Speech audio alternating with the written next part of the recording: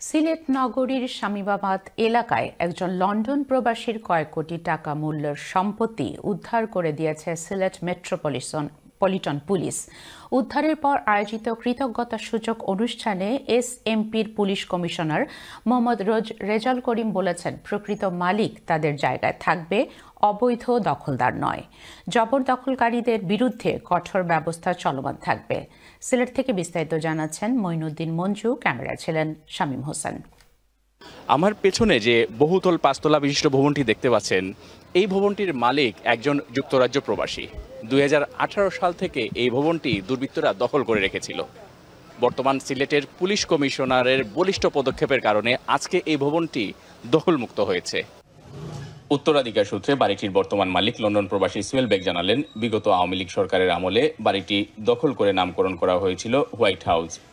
তখন নিষিদ্ধ ঘোষিত ছাত্রলীগের নেতারা দখলে ছিল। 5 আগস্টের পর বাড়িটি নতুন করে দখলে নেয় ছাত্রদলের নেতারা। একটা স্বামীখানে করছেন, স্বামীখানে বাদে দেখা গেছে তুষার ছাত্রলীগর বাদে 5 আগস্টর ছাত্রর কিতার অভ্যুত্থানের পরে একটা তারা দিয়া গেছে বিএনপির ফাহিম নামে এখন ছাত্র দলের। সো আমরা ইয়ে হয়েছি তারে পুলিশ লো ইয়া ইসলাম, তারা আমার বই দেখাইছে, হুমকি দিছে মারবো। তারপর তো আমরা সহযোগিতা নিলাম কমিশনারের। তখন তারা তো কাগজগুলো দেখলা, তখন তারা আর পুলিশ স্টেশন তারা কাগজ গেছে না, কারণ তারা তো সঠিক কাগজ নাই। বাড়ির মালিক এবার দেশে এসে সিলেট মহানগর জামাতের আমির মোহাম্মদ ফখরুল ইসলামের দ্বারস্থ হলে তিনি পুলিশ কমিশনারকে বিষয়টি অবহিত করলে পুলিশি অভিযানে জায়গাটি অপদখল মুক্ত হয়। আলহামদুলিল্লাহ, ভদ্রলোক খুবই অসহায় একজন মানুষ, এবং যখনই গেছে তখন দেখলাম যে এতই সহজ সরল এবং অসহায়, তাকে সাহায্য করাটা আমাদের নৈতিক দায়িত্ব। এবং এই পরিবর্তিত পরিস্থিতিতে তার এই একটা নিজের প্রাপ্যটাকে পাওয়ার জন্য যতটুকু সহযোগিতা দরকার আমাদের করা উচিত। সেই জায়গা থেকে আমি পুলিশ কমিশনার মহোদয়কে বিষয়টা নিয়ে অনুরোধ করেছিলাম, এবং উনি ওনার জায়গা থেকে যথার্থই ব্যবস্থা নিয়েছেন।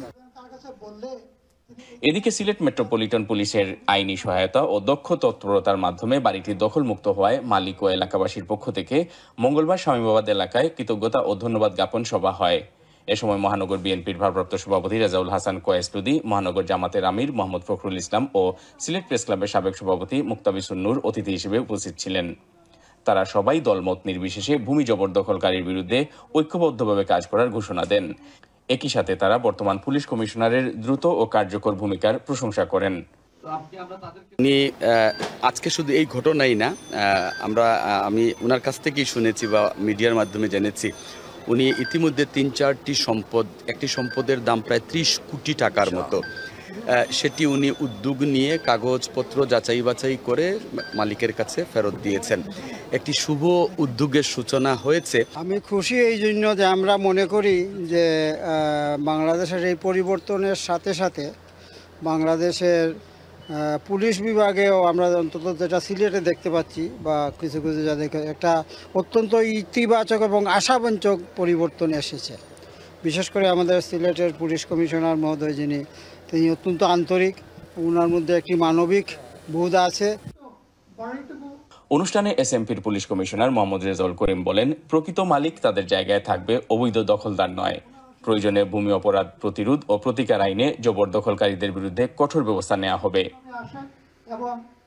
যে আমরা এটা আমাদের হস্তক্ষেপের কারণে এটা কিন্তু সম্ভব হয়েছে। তো সেক্ষেত্রে এই অনুষ্ঠানের মধ্য দিয়ে আপনাদের মধ্য দিয়ে আমরা এই মেসেজটাই দিতে চেয়েছি, যদি কোনো অবৈধ দখলদার এখনও থেকে থাকেন, আমরা বলবো এটা আত্মসম্মান থাকলে আপনারা নিজের থেকে চলে যাবেন। আর যদি না হয়, আমাদের কাছে যখনই আসবে আমরা যাচাই বাছাই করে দেখব, এবং সেক্ষেত্রে আইন যথাযথভাবে প্রয়োগ করা হবে, এবং আমরা দখলদার মুক্ত করব, সন্ত্রাস মুক্ত করব, এবং একটা সুন্দর পূর্ণ নগরী তৈরি করার ক্ষেত্রে যা যা দায়িত্ব পালন করার কথা পুলিশের তরফ থেকে আমরা সার্বিকভাবে সেটা করব। বাড়ির মালিক সুয়েল বেগ জানান, বাড়ির পার্শ্ববর্তী আরও 7-8 শতক জমি এখনও অপদখলে রয়েছে, সেগুলো দ্রুত উদ্ধার করার ব্যাপারে তিনি কার্যকর পদক্ষেপ প্রত্যাশী। Moinuddin Manju, channel S news, Sylhet.